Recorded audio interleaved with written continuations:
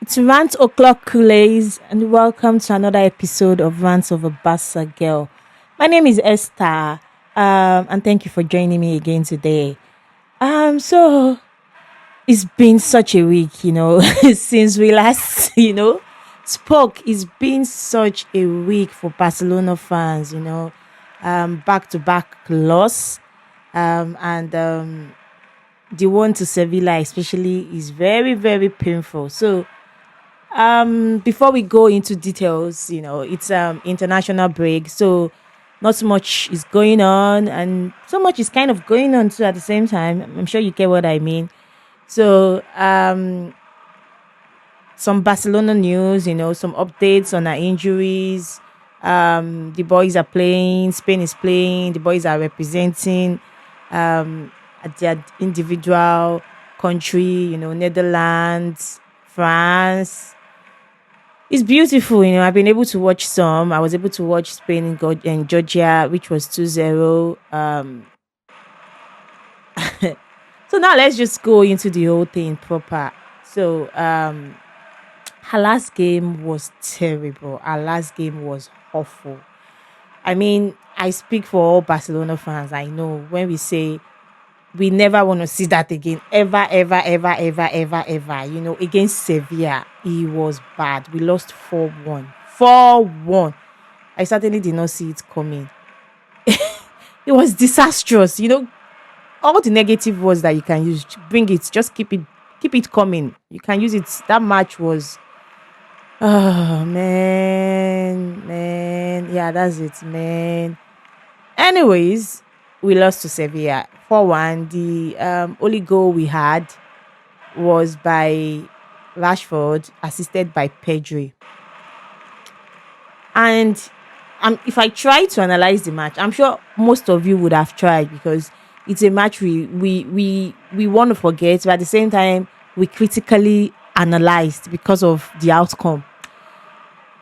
I mean, everything that could go wrong, probably would say, went wrong in that match. And it's funny because we actually didn't have a yellow card. It wasn't like we were a man down or we were two men down or anything like that. It was 11-11, which they totally outclassed us. I was thinking, Sevilla, they totally outclassed us. So at some point in the match, we had opportunity to make things 2-2, but then Lewandowski lost the penalty. We came back. Yeah, but we lost the penalty, And then second half, I was hoping, my boys would come back, with their usual Ramotanda, we would pull our usual comeback. But I tell you, in this match, that was not what happened at all. It got from bad to worse. And the last two goals did not, give me a lot of confidence in Chesney at all, because, sorry guys, because I thought he could have defended that. I mean, at worst, probably would have been 2-1, or maybe Lewandowski has scored, would have been 2-2. The last two goals specifically scored by Sevilla. I'm thinking, what was Chesney thinking, So I really don't know, especially because we're playing Girona this Saturday. We have a Clasico coming up, and I don't think Joan Garcia will still be available for a Clasico, which means Chesney will probably be our keeper. And the form that Real Madrid are right now, Mbappe is in outrageous form. When I mean outrageous form, like he's balling proper for club and country.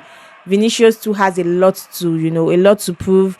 And I think Rodrigo recently said they cannot even afford to lose to us in another El Clasico, because they've lost four El Clasico to us already. So I feel like this El Clasico is going to be really a really tough one, for both parties. One, because Real Madrid wants to win, new coach, plus, they've lost 4 times. They just want a win on their record again.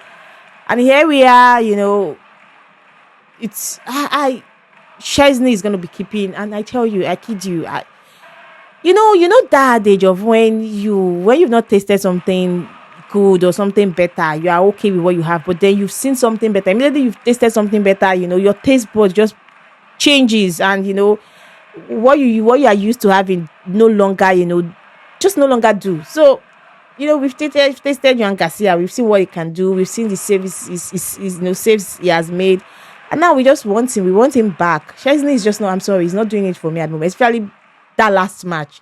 I no, no, no. So I don't know. The El Clasico is coming, and that's 25th.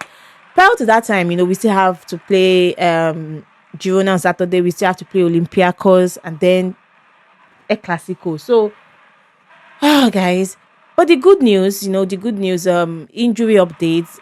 The good news is that I think Rafinha and Fermin should be back for the El Clasico. I mean, I'm not sure they'll be back for Girona. The news out there is that they still won't be back for Girona, which makes sense because we properly want them to heal. We don't want to rush them back in any way. We need them to be fully healed so that there's no relapse. We don't want what we have with Gavi. We don't even know when Gavi is coming back. It's supposed to be 3 to 4 months, but these things sometimes take longer than that. And then even before they start playing full game again, Flick would also want to manage them. So the whole thing we don't want that basically. So I understand why they need to be fully fit before they start playing again, which means a lineup against Sevilla probably will be a lineup against Girona. I don't know, guys. I'm serious. I don't know. And somehow, I don't know if you guys have noticed this thing. When we play in the afternoon, it's like there's always something wrong with us when we play. I don't know if you guys notice. Any match that we play in the afternoon, it's always like dicey. Some we win, but we never seem to always play well in the afternoon. I don't know what's that. I don't know what is going on with that. I don't know. I have noticed. I don't know if anybody else has noticed. But we are playing Girona again this afternoon. So on Saturdays, we are playing them 15 p.m. and we have to win. We somehow we have to win. We have to win. There's no other alternative. But still, I'm just saying for me, still not available. Rafinha is still not available. So the lineup we had in the last game. But you know what? I think Flick would want to learn from that, because if there's one thing we learned from that game against Sevilla is that you cannot use Ferran as a winger. Like, it doesn't work in any way. Ferran is not a winger. He contributes nothing as a winger. It's just better for us. I would rather we just start running from the very beginning. Let's just not try experiment Ferran as a winger. It's a total failure.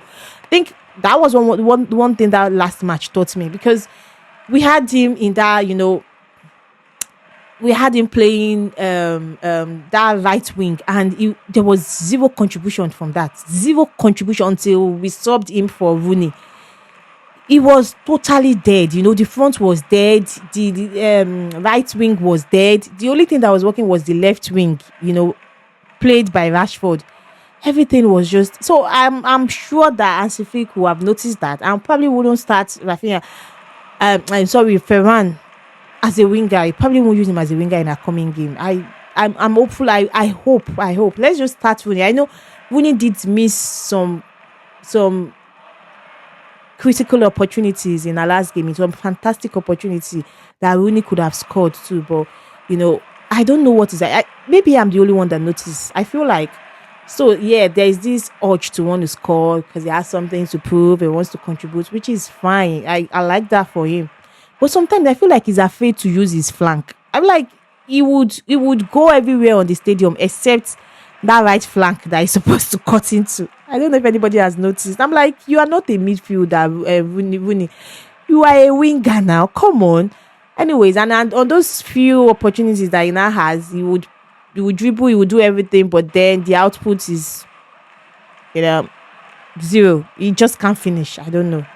Anyway, I hope he continues to build his confidence. I hope he would get it right one of these days. Unfortunately, once Lamine is back, Rafinha is back, he might not have as much playing time, as he would want to prove himself, but it is what it is. So that match we're playing on Saturday, God, I am hoping we have to win anyway. And then we play Olympiacos afterwards. We have to win that in the Champions League. We have to win just because we lost to PSG. So, well, so the boys are still on the international break. Nothing is going on. I think Spain is going to play again. They have another set of match this coming week. and then everybody will go back, to their club. So the good news is so far so good. There's no injury, and hopefully there won't be, because I can my I can't take anything else. Right now my heart cannot take anything else, not at the moment. So um we I mean Rafinha is almost back, Femi is almost back. Well, Joan Garcia too would be back, so maybe in the next 3 weeks or 4 weeks. Bade is back, which is good. Um, so yeah, I feel like our squad is fully forming back to what it used to be, before the whole injury. So we see how it goes, and hopefully next week when we um have this pod again, it would be series of good news, because then we would have won against Girona. You know, I want us to win outrageously. When I mean outrageously, I want us to totally outclass them. I need like 5-0, 6-0 from the boys. I know. I just want us to dominate again. Just because I just want us to dominate again. Anyways, so that's that. And then on the issue of Camp Nou, guys, there's still no news about Camp Nou. I feel like at this point, you know what? I saw I saw an article. Sorry guys, I don't know. I think I'm catching cold or something. I saw an article where um it is said that Barcelona management are now taking their time. They don't want to move to Camp Nou until we have 45,000 attendance, or until we've made room for 45,000 attendance. And I'm thinking, okay, it definitely looks like we are not going back to Camp Nou this year, because what that means is that as it stands, we haven't gotten the consent for 27,000. We have not even been rectified for 27,000, and now we are waiting until 47,000. It means it's going to take a while, guys. Please just get ready for that. Let's even completely forget about Camp Nou right now. When we move there, we will celebrate. But for now, it's just, let's take Camp Nou out of our mind. It is what it is. I think that's all for now. That's all for now. I've also seen a lot of Barcelona fans talking about January transfer window. We need to buy defenders. We all know we need to buy defenders, but I've seen a lot of rumors who we need to buy. But you know what? One thing I've learned about this club, Barcelona, is that don't give yourself an necessary deadline until happens. Sign, sealed, and delivered. And you see them in Barcelona jersey. Don't bother giving yourself. There's always last transfer window. What it taught me was that there's always, if even from people that you think are like, like the sauce, they get it wrong. So just calm down. Whatever happens, it happens, and we celebrate or not. Anyways, guys, so that's all the news from now. And please do not forget to drop your review. It keeps us going. Forget to share with all of the Barca fans, and also Barca fans too. Like I said, they need to keep hearing of our good news. They need to keep hearing of our success. And don't not forget to follow us on our social media pages. We are on Twitter, we are on Facebook, we are on TikTok, we're on Instagram. Thank you for your comments so far. It's been really, really interesting. It's been engaging. So just keep it coming, guys. Until next week, remember, good or bad, we rant. Bye, Kules.